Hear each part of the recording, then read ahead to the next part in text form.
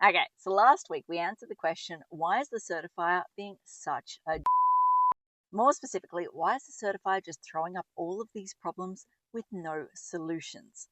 This week, I thought I'd kind of continue that whole theme. And this week, we're going to answer the question, why is council being such a So why is council just throwing up all of these problems with no solutions? Now, just in case you missed last week's video, let's go back a step and let me just explain why I'm talking about this topic. So I was having a conversation with the client, and he, understandably so, was a little bit frustrated that he felt like certain people along the process or throughout the process had just been putting roadblocks out there. They hadn't been offering up solutions and trying to problem solve on the way. They were just basically like, nah, computer says no, do not pass, here's the issue, bye, check ya. And he was like, how are we operating in this world where that's how people sort of respond in a situation like this? I was like, oh, I can totally understand why you feel like you're actually being met with those responses.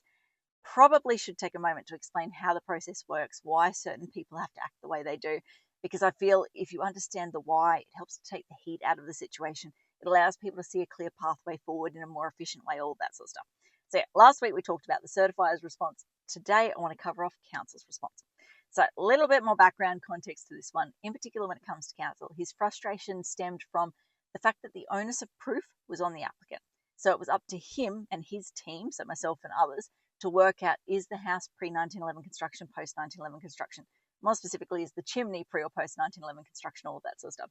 His response, and again, I understand why you would start at this point, his response was just like, WTF, council should tell me that. If council's got these rules, they should be able to tell me, is it pre or post, and all of that sort of stuff.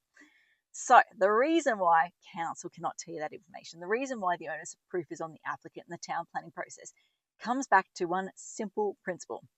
When you're renovating a house or when you're building a new house, 99.999% of the time, you are value adding to that property. When you value add to a property, you are a developer. Can you imagine, just for a moment, imagine this. Imagine the poo storm that would break out on media, whether it's mainstream media or social media, or all of that sort of stuff.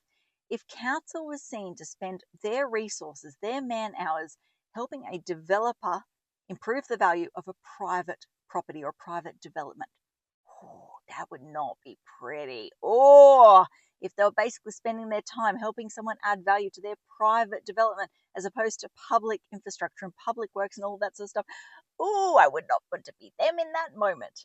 So yeah, that is why in the town planning world, council, obviously, they'll try and help you where they can. But at the end of the day, they will turn around and say the onus of proof is on the applicant. So it is your job, our job as the private consultants, to do the running around to work out what the answer is. We can't simply turn to council and be like, you do the running around, you work it out for us. They have to draw that line. So yeah, that is why you are met with that sort of response. Hopefully, like I said in the beginning, that kind of enlightens you, sheds some light. What am I trying to say here? Basically helps people understand why council offers up that position, takes that position. So it takes a bit of heat out of the situation and people can move forward in a more productive way. I think that covers off everything I want to talk about today. As I always like to say, until next time, thanks for watching. For all you red tape lovers out there, I have one thing to say.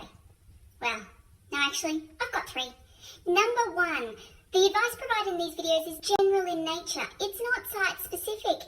You would be a silly Billy to go and make financial decisions based on this advice without first checking with the town planner. Don't be a silly Billy. Number two, Brisbane town planning is in no way linked to Brisbane City Council. The views expressed in these videos are my own, not council's. So if you don't like them, blame me, not council. Number three, what was my number three? Oh yeah, the views expressed in these videos are accurate at the time of recording. If you're watching this video back 10 years from now, the views may not be so accurate. That's all.